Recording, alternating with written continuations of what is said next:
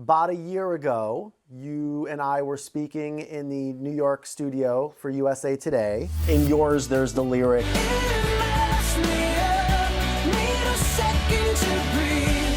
Yes. hers, the lyric. There was some conversation, well, was that change? Was it not? And now here we are, a year after we spoke, but in 2024, and we have the White Shadow he mix of this song where you change the lyric from it to he. So I guess first, like, why now? Like, why all these years later did you decide to do this? Well, I actually had this remix put together for a performance down in Australia for Mardi Gras, which is their Pride festival. It was a big performance, and I really wanted to reinvent "What Do You Want From Me."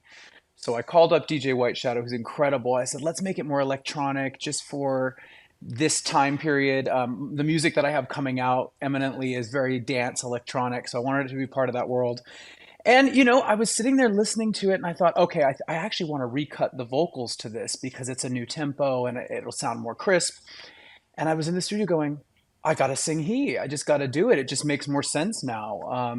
It is just one word difference, which sounds sort of insignificant, but at the time when the song came out, when we recorded it in 2010, the conversation was, hey, this is a great song. The original demo was written by Pink, and in her version, it said he. And I was working with the producers, and we all sat there and went, "Oh, I don't think the radio is going to be down to play this with he in it because it's just very on the nose." And at the time in 2010, it was just the landscape was so different than it is now.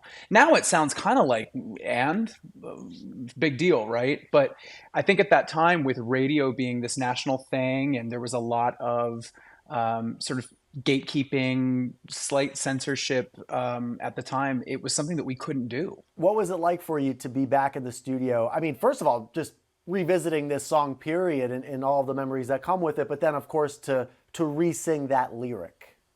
It felt good. It felt good. It felt like it was like an opportunity to sort of take back the narrative a little bit and to um, you know, in a very subtle way. Like I said, it's one word, but in a very subtle way, just sort of signal that times have changed and that we're in a different era, and that um, I think in a lot of ways it kind of illustrates all the growth that I've been able to do as an artist and as a creative person and as a individual, and also kind of signals what the industry has evolved into a much more open playing field, into an industry that really values representation in a different way than it did before. When we spoke about it last year, you had mentioned some of the stuff you just talked about as far as, having the support from label and management, but obviously gatekeepers, i.e. radio. And, you said something and you kind of said it with like a wink and a nod. You said, you Me, a wink sometimes and a nod? Never.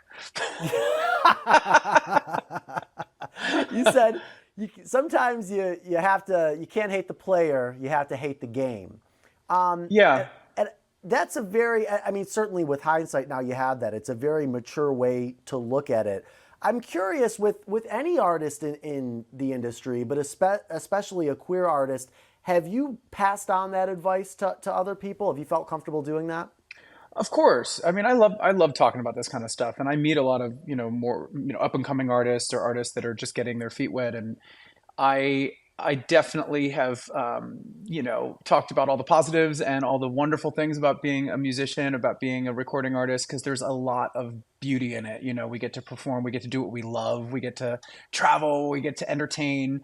But the business side of it can be challenging. And I always try to say, hey, roll with the punches. It is not going to be 100% easy. It's never a straight line to where you want to go.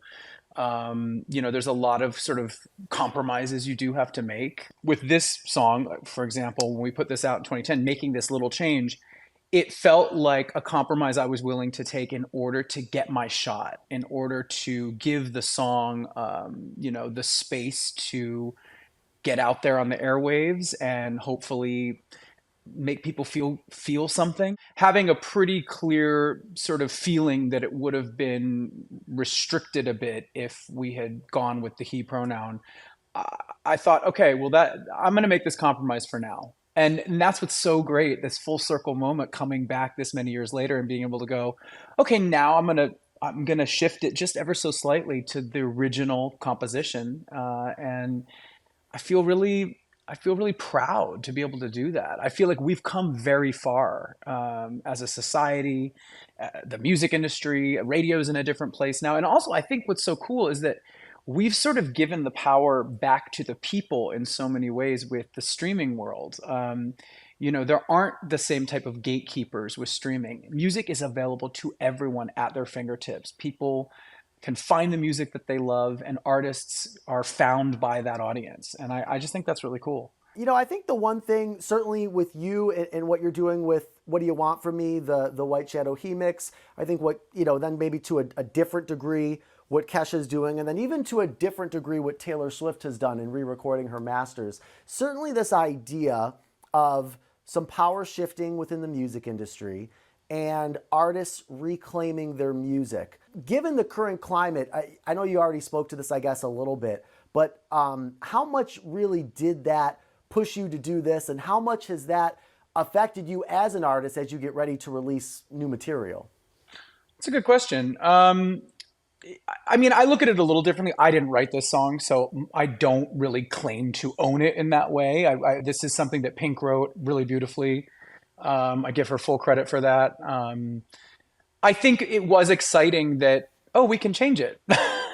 The idea that I could redo the vocal for it just to freshen it up was cool. It definitely was cool. I loved the way it turned out so much, and I thought, yeah, why not? Let's put it out. Especially with this little detail in light of Pride season. I just thought it would be kind of cool to let fans have it on their phone and play it in their cars. How are you feeling about Pride this year? I'm really excited. I'm excited to be performing in WeHo. I'm excited. I think I'm going to be in New York also for a little while to celebrate there. I think it's an interesting time because I think we made so much progress as a culture. The queer community within the culture and how we've sort of become more mainstream and understood and respected a little bit more. It's been a wild ride over the past 15 years, but there's definitely been some setbacks in the past, 5 or so years. There's a lot of things going on politically in our country that have come up that are sort of knocks against the LGBTQ plus community, and it's frustrating. It's frustrating to see it.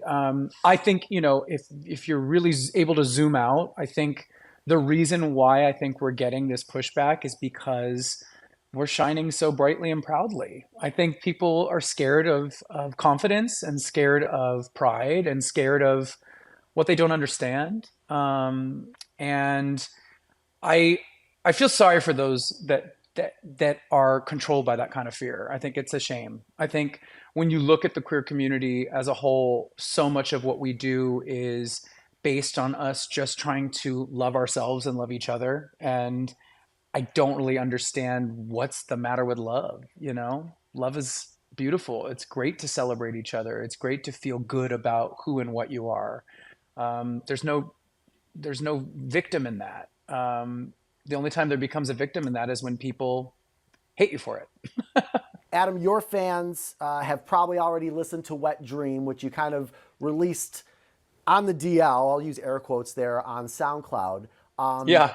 Wet Dream leading to a new EP. What can you tell me about Afters? The new EP is called Afters. I was really excited and feeling incredibly inspired and sort of liberated to just make music that reflected my social life. Over the past couple of years, during the pandemic, we had downtime, and it was, a strange time, like for everybody. But I did get to sort of meet my current love. I'm in a relationship that I'm really happy in, and it's made me. It makes me feel young. It makes me feel alive, and we've become kind of known for having really good after parties here at my house in LA. We love socializing, we love hosting, we love having, food and drinks for everybody and playing great music. And people love it. They love coming over. And I was just really inspired by that world. When you go to an after party, there's no rules. There are rules when you go to the club or a restaurant or a bar. At an after party, there's no rules. It's very free, and that is what inspired this music. Is it fair, safe to say it's straight up dance music, or It is very, yeah, it is very EDM. It's very electronic. It's sexy. It's naughty. It is a little steamy. It is late night, feel good, connect with people. It's interesting because I go back to like my very first single that I put out in 2010, which was For Your Entertainment, and we made a really dark, kind of sexy video that was lots of different bodies and people in a dark warehouse, and it was very charged. And then I did the performance on the AMAs, which is sort of infamous now, where it was a very sexually charged performance, and I got a big slap on the wrist from people that complained and whatnot. And very quickly, I felt like I had to sort of dial back certain impulses that I had creatively, in ways I like to express myself in order to stay in the game, which is exactly why we shifted that pronoun with "what do you want from me?" It was the same thing. So I think now, this many years later, I feel like I've earned the right to sing about whatever the heck I want. I feel like I've earned the right to make music for people like me and people that understand people like me. And I'm not really concerned with anybody that doesn't like it. I'm sort of like, yeah, and I'm hoping that inspires other people to sort of live their absolute truth and live their fantasy and be exactly who they want to be and do exactly what they want to do as well. Making music like this that's liberated and sort of unedited. I'm hoping that inspires other people to sort of live their absolute truth and live their fantasy and be exactly who they want to be and do exactly what they want to do as well.